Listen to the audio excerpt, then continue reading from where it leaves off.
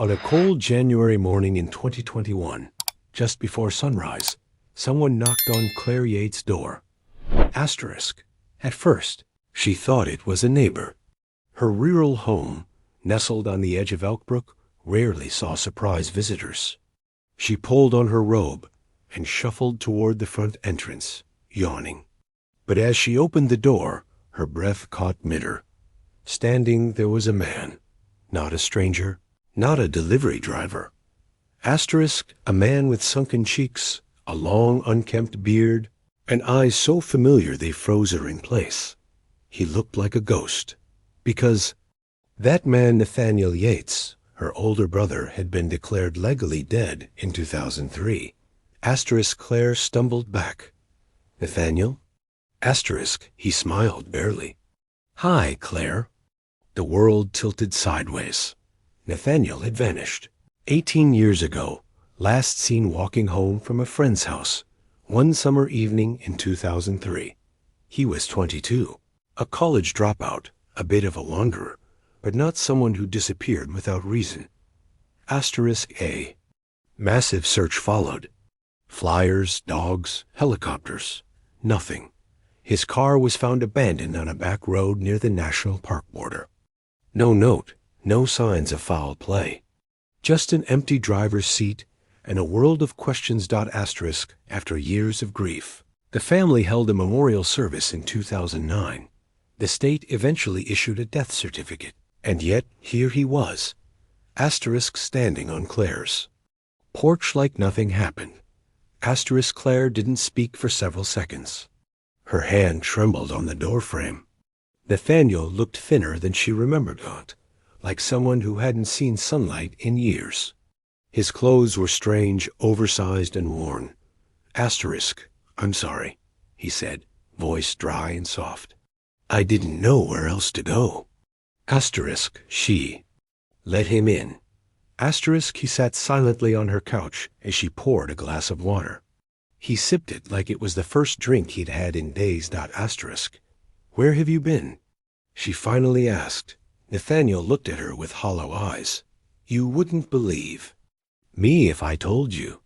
Claire called the police the next morning, not to report him, but to let them know. A detective arrived within the hour. Photos were taken. Fingerprints matched. Blood tests confirmed it. Asterisk, this wasn't someone playing a cruel game. This was Nathaniel. Asterisk, the town of Elkbrook exploded with whispers. That Yates boy is back.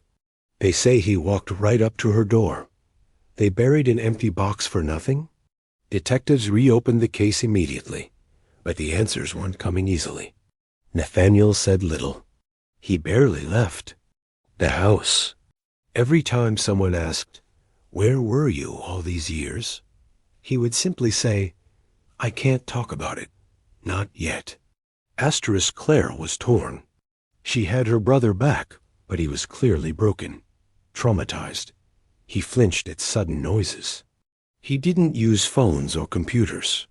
He asked if people still use DVDs. He didn't recognize celebrities or major events. He had missed almost 2 decades of life. Asterisk, but when he finally began to speak, the story he told was worse than she imagined. Nathaniel didn't want to talk about it. For the first week, he said almost nothing. Claire tried to be patient. She kept the news media away. She cooked his favorite meals. She let him rest. But the silence around his return grew louder with each passing day. Asterisk finally, one night after dinner, he broke. Asterisk, I didn't die, he said softly. But I might as well have. Asterisk Claire leaned in. Nathaniel stared at the floor, his hands shaking. Asterisk was taken. Those 3 words stopped her cold. He explained haltingly, nervously, as if he wasn't sure if the world was safe to speak in yet. Asterisk, it started the night he disappeared. June 17th, 2003. Asterisk, he had left a friend's house around 10 p.m., taking a shortcut through a wooded trail near the edge of town. He had walked it dozens of times. But halfway down the trail, he noticed something strange, lights flickering deeper in the woods. Not flashlights, but lanterns, maybe torches. Asterisk, he thought it was teenagers partying. Then he heard chanting. Asterisk, he tried to leave quietly, but someone grabbed him from behind. A cloth covered his mouth. Darkness. Asterisk Nathaniel woke up hours later in a small wooden room. No windows. A cot. A bucket. A heavy wooden door with a lock on the outside. Asterisk, he didn't know where he was, but it wasn't home. Asterisk, for the first few weeks, he said nothing happened. They fed him once a day. He never saw faces, only voices from behind the door. Men and women. Calm. Rehearsed. Asterisk, you've been chosen. The world outside is poisoned. They'll thank you later. Asterisk, it wasn't until months later that Nathaniel saw where he was. Asterisk, the compound was underground, or at least buried under thick woodland cover. Small buildings. A kitchen. A gathering space. 12 people, all dressed alike.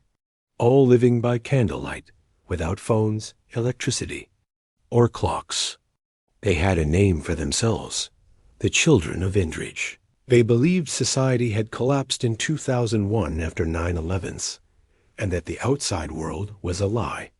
They followed a leader known only as Father Elijah, a man who preached that only isolation could save the soul. Asterisk, Nathaniel was recruited to be their newest brother. He refused, so they broke him. Asterisk, he was confined for the first year. Told his family had perished, that the world had ended, that if he left, he'd die. He wasn't the only one. There were others, he said. Some who had been found in the 1990s. Others brought in as children. Everyone had a different origin, story, but the same fate. Isolation, submission, and control. Asterisk, Claire sat frozen. Why didn't you try to escape? Nathaniel looked away. I did. Asterisk, in 2006, after gaining some trust, Nathaniel made a run for it. He didn't make it far. They caught him half a mile from the outer perimeter. He was beaten. Locked in a root cellar for 3 months. From that moment on, he was watched. Asterisk, they fed them lies about bioweapons and war.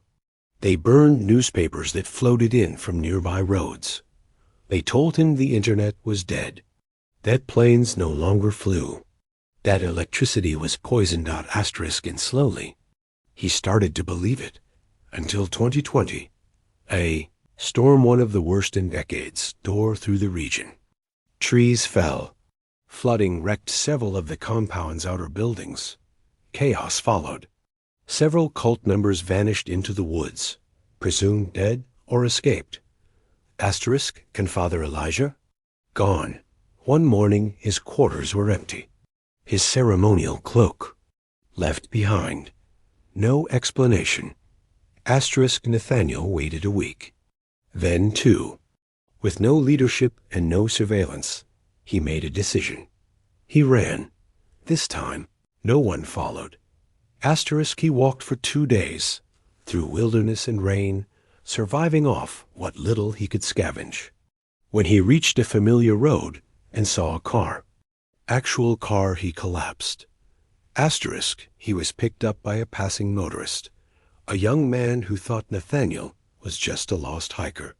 When he tried to explain, the man dismissed it as rambling, gave him money, and dropped him off near a truck stop. Asterisk, Nathaniel wandered for a week before he remembered Claire's address and knocked on her door. When Claire told the detectives what Nathaniel had revealed, they were stunned. Asterisk, cult activity in Elkbrook. It sounded like something out of a TV show, but they had heard whispers before, rumors of people living off-grid in the forest, strange fires spotted at night, missing hikers never found. Now they had someone who had lived it.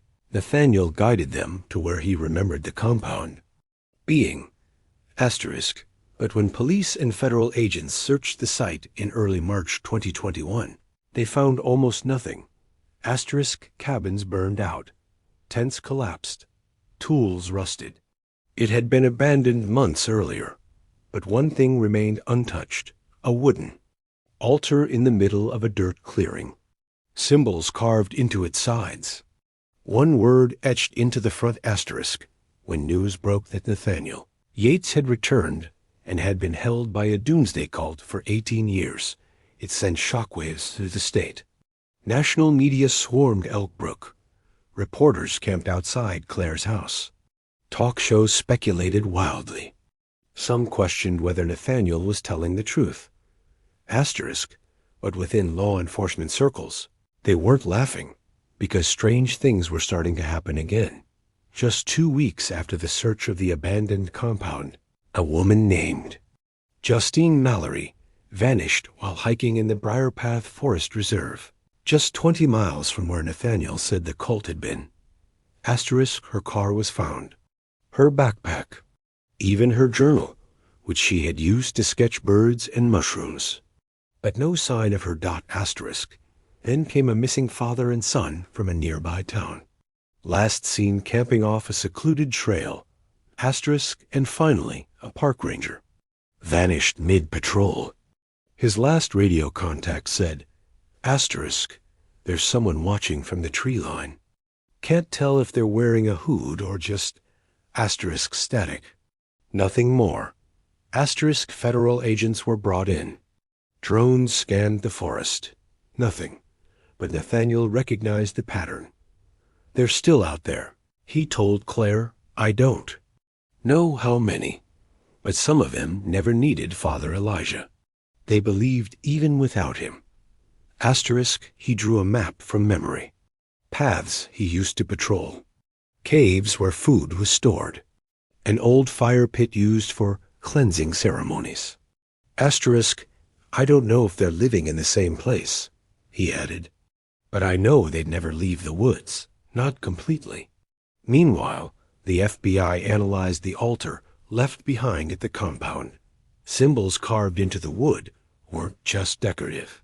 They matched symbols from a fringe sect in Oregon from the 1980s group that had once predicted the silence of the cities and encouraged going off-grid after Y2K. Only a handful of cults ever shared this language. This wasn't a coincidence. 1. FBI profiler put it bluntly. They didn't disappear. They adapted. And the word carved across the altar, return, wasn't a memorial dot. It was an instruction. Then something unexpected happened. Nathaniel received a letter. No name. No return address. Just a single folded sheet of paper. The handwriting was neat. Familiar. You are never meant to leave. We forgave you the moment you ran. But they haven't. Return now, and your sister is spared. Nathaniel's hands shook as he read it. Claire looked at him in horror. How do they know where I live? He looked her dead in the eyes. They always knew. Security was increased. Federal marshals were stationed outside Claire's house. But Nathaniel didn't sleep that night. He sat by the window, eyes locked on the tree line. The same posture he used to sit in at the compound, watching, waiting, anticipating danger. And then he saw something. A figure standing in the woods. No flashlight. No movement. Just standing silent. The moment Nathaniel stood up, the figure turned and vanished into the darkness. The FBI intercepted another letter the next day. This one was addressed to someone else. Justine Mallory, the missing hiker. It had been sent to her P.O. box after she went missing. You have begun the trial. We will show you the truth. It was postmarked after her disappearance, which meant she was still alive. Or someone wanted it to seem that way. Agents brought in. Dogs, special trackers. Military-grade heat scanners. Still nothing. Nathaniel tried to help, but the woods had changed. Paths overgrown. Landmarks collapsed. It was as if the cult had vanished into the soil. But their message hadn't. One night, Claire found Nathaniel burning papers in the fire pit behind her house. Asterisk. What are you doing? She asked. Panicked. Asterisk. He didn't turn around. They know I'm weak. They know I'm still afraid. They think I'll come back. Asterisk. Will you? Asterisk. He turned to her. No. Asterisk. But? He stared into the flames.